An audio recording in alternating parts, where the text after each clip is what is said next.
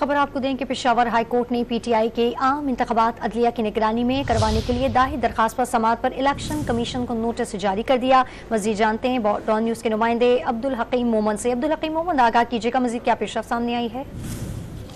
ये जी बिल्कुल मुकदमे की समाअत जस्टिस शकील अहमद और जस्टिस वकार अहमद पर मुश्तमिल 2 रुकनी बेंच ने की थी।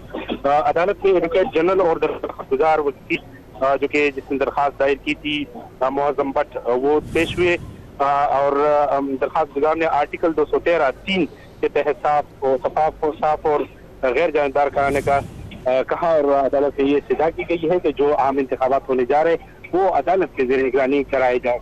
अदालत ने इस हवाले से इलेक्शन कमीशन ऑफ पाकिस्तान को नोटिस जारी कर दिया और आइंदा पेशी जो कि 18 दिसंबर तक सही कर दी है, तो नोटिस का जवाब जमा करने की हिदायत जारी कर दी।